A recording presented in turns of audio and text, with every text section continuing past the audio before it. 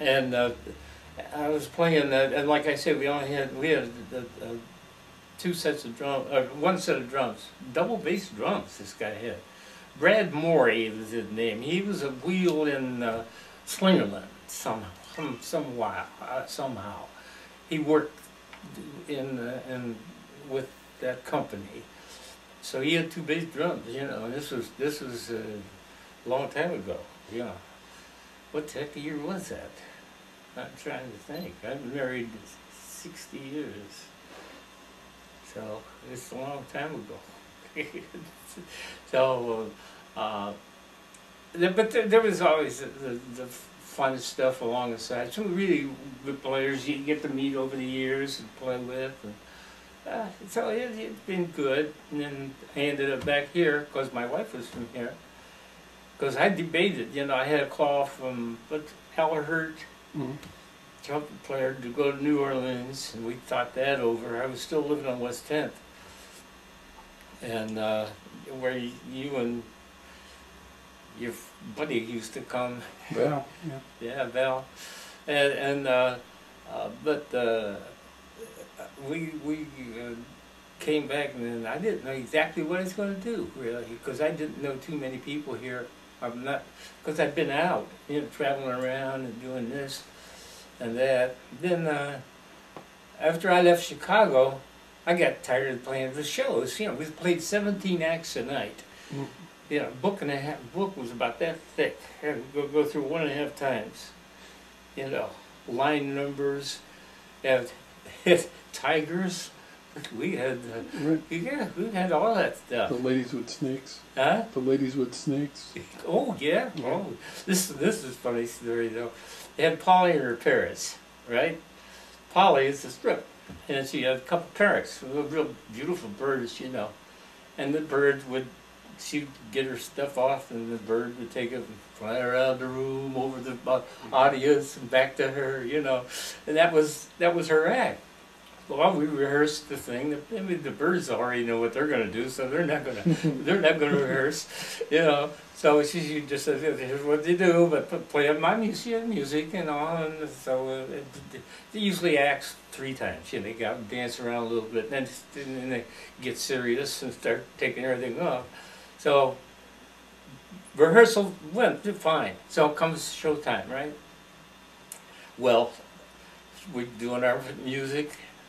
And then she brings her birds out, and everything's going. All of a sudden, the bird took the stuff, and we forgot all the walls were lined with mirrors. So the bird took off, and bang! Show my birds, they're going to kill. Then they get up and they keep running into the wall. They're very, very expensive birds, I guess.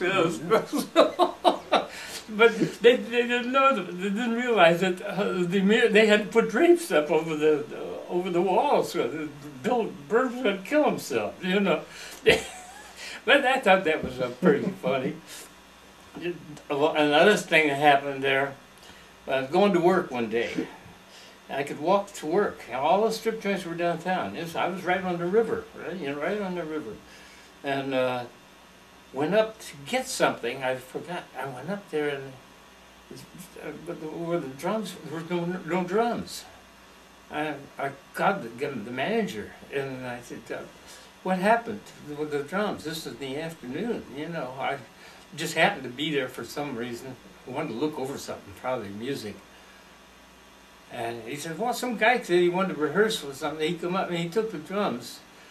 I said, "Who?" He said, "Nobody knew. Never did find out who it was. So get a hold of Brad. We can get some. We don't have any drums here." The guy took them. Somebody. I don't know who it was. I never heard of it before or after.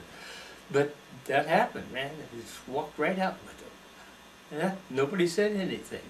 Because these guys were busy counting money and making the cheap wine in the back, you know, out of mixing of you couldn't get drunk on that stuff if your life depended on it, you know.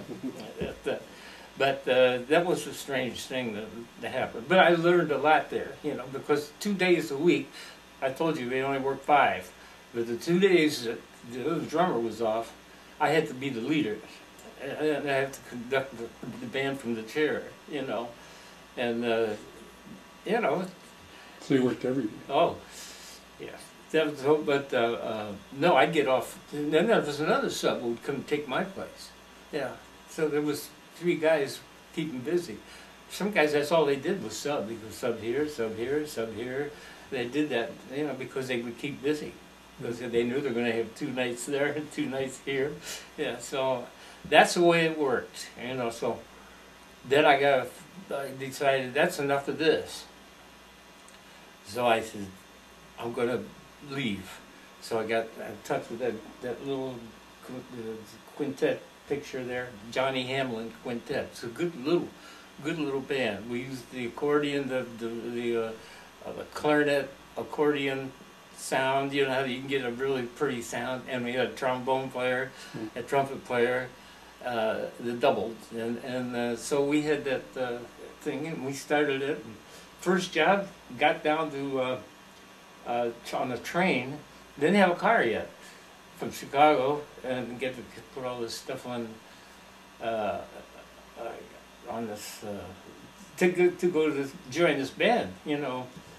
And as soon as I got down to Chicago, I got a phone call from Chicago. Said, "Can you come back?" I just started here, you know. Because the Shape Re that you were recommended, the Shape Re, that's where Frank Sinatra was playing, and all those guys, you know, Martin and Lewis, and I just left town. I can't come back again. So that would have been a good job. It was the best job in town. That's what it was, you know. So I guess. What year was that? Huh? What year was that? You know, I gotta check on that. It had to be in, let's see, 50s.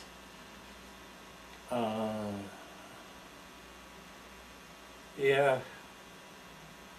When did you go to Chicago to go to school? Well, that I don't know these dates. My encyclopedia is upstairs. Yeah, she's busy doing stuff. I'll get some of the dates. I just can't remember them. I guess I didn't care after that they were done. But I got out of the Navy 46, 47. Went on the road for a year. 48, 49. I went to Kent State too. That's right. Before Chicago, I went there and I was studying music, and you know, I almost got my degree there. But I said, I don't know. I'm going to go play. I don't need the piece of paper for that, because they don't ask you for that, you know. And so I left, and I had almost enough to get a degree. And I worked hard. We worked hard. I had some good people there, very good people.